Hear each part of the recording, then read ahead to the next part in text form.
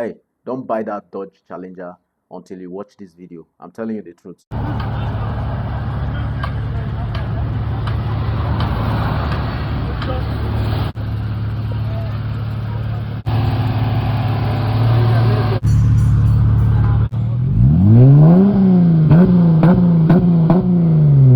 No be lie. I'm going to tell you everything you need to know about the Dodge Challenger today. And afterwards, you can decide to go buy that car. If you like what you hear, or if you dislike it, the choice will be yours. Nobody will need to make that choice for you anymore. The Dodge Challenger 2020 model is an iconic American muscle car, famous for its aggressive retro styling, spacious cabin, and massive horsepower options. Unlike its rival, the Ford Mustang and the Chevrolet Camaro, the Challenger is a larger, heavier cruiser that prioritizes straight line speed and highway comfort over sharp track cornering. These three things are very, very important when you want to buy a car: the engine, transmission, and performance. Now, the 2020 Challenger character changes completely depending on which of its distinct engine variant you want.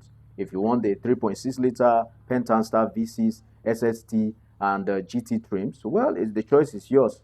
But that car, the 3.6 liter, will give you a 305 horsepower and 266 of torque. Massive. Now, it comes with a standard rear drive RWD, that's the rear drive, or the optional all-wheel drive train. So the choice is yours. Give me baja, baja, baja.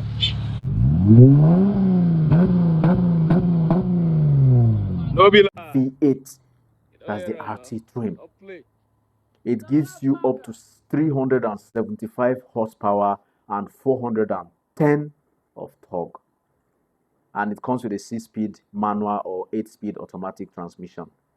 Or would you want to go for the creme de la creme, the bourgeoisie, the 6.4 liter 392 Hemi V8? You need to think about this well. This one gives you 485 horsepower and 475 of torque. It comes with a 6-speed manual or 8-speed automatic transmission. The 6.2 liter supercharged Hemi V8 SRT Hellcat. This is the power room of the Dodge Challenger. It gives you 717 horsepower and 656 torque. Of course, it still comes with a 6-speed manual and 8-speed automatic. Then, when you're done with that, you want to crown it all. Then you go for the 6.2 liter supercharged Hemi V8 SRT Hellcat Red Eye. Ah, my goodness. This one gives you a massive 797 horsepower and 707 torque. It still gives you that. This one honestly does not give you the manual option. It gives you 8-speed automatic. They didn't give you an option of manual in this one. The engine has the capacity to pull the 8-speed automatic. Now let's talk about the massive interior, the comfort, and the technology that this car has.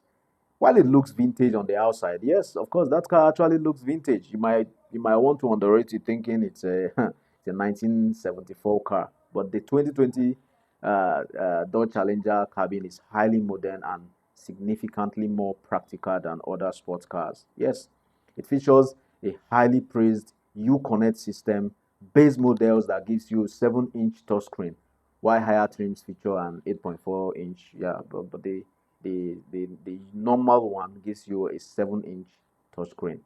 Then, of course, you have your standard Apple CarPlay and Android Auto across all models, of course. And then the performance, it's accessible on the touchscreen. You have, the GT and the V8 models to monitor and real-time G-force, engine oil pressure, timers, and launch control setups. Features the cry for this car. And then the seating capacity. There's something I love about the Dodge Challenger. It's so spacious on the inside. It's a 5-seater car. I mean, the rear seats are spacious enough to fit actual adults comfortably, unlike the tight rear seats of a Mustang. The Dodge Challenger is more spacious on the inside than the Mustang. It's obvious. I've driven the both, and I know what I'm talking about.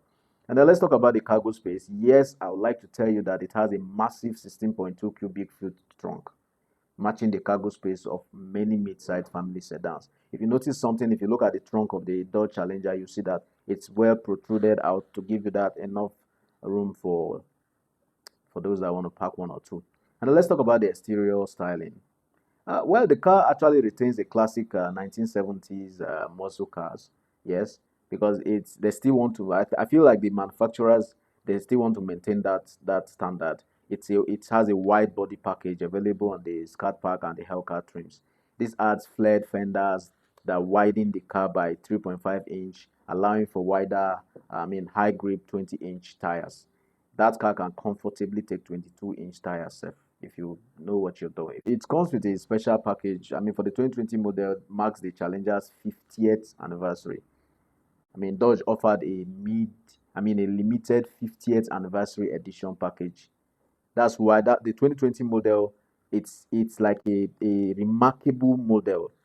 That is the model that marked the 50th anniversary of the Dodge uh, manufacturers. So they made it look very aggressive, unique, and they gave it a lot of custom features to make it look that muscular, aggressive. And I always say that those that bought the Dodge Challenger bought an engine. The body is just like like a bonus, because that engine, I hardly see a Dodge Challenger at the mechanic workshop, because it's just like somebody who uses a lister, a lister generator, and somebody who uses the 1.5 kVA stuff, this past my neighbor generator.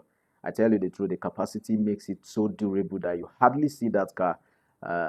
And one thing they did in that car is that it's of course they gave it this blind spot monitoring feature, the red cross path detection, forward collision warning. It alerts you if there's a crash, if the crash is imminent and all that. And they gave it that adaptive cruise control. It automatically matches highway traffic speeds, and then the rear parking sensors and a standard backup camera. The truth of the matter is the Challenger sits quite low, especially on the V8 performance trims. Of course, the V8 has more speed, so they needed to bring it down a little bit lower to have a proper ground clearance. You understand what I'm saying now? And then the fuel requirements. Well, the supercharged Hellcat engines require high octane premium fuel. It's not a car you buy. You just buy any fuel. You have to be very careful of the fuel you buy for that trim. If you run on low quality or adulterated fuel, it will cause immediate engine knock and sensor damages. That one there's nothing you can do about it. Well, for the parts, while the 3.6 liter V6 shares parts with common Jeep and Chrysler models found locally, the body panels and V8 specific engines components are not readily available. So if you're buying the V6, just know that the parts are readily available for you. So the choice is yours. Which would you be going for? Would you be going for the V8 or the V6? Of course, you remember that the V8 has several trims and all that. But the V6, to me, for Nigerian, a typical Nigerian, I would advise that you go for the V6. And this one right here is a V6.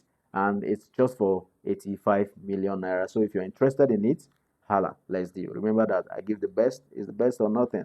If I don't have, I'll tell you I do not. I don't force sales to happen. The cocoa, na trust. Trust na the cocoa.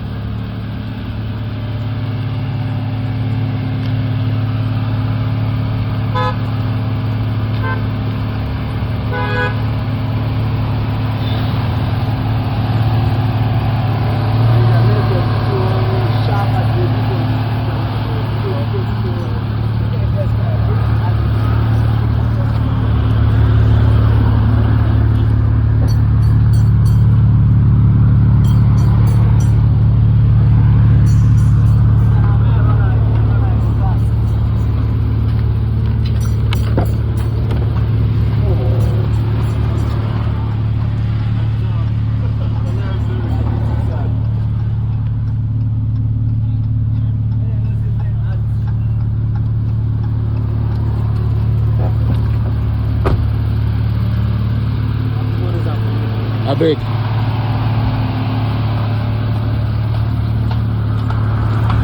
Give on, baja.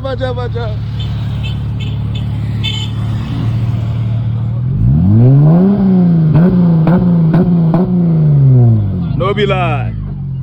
You don't hear him, man. Don't play. It's another banger.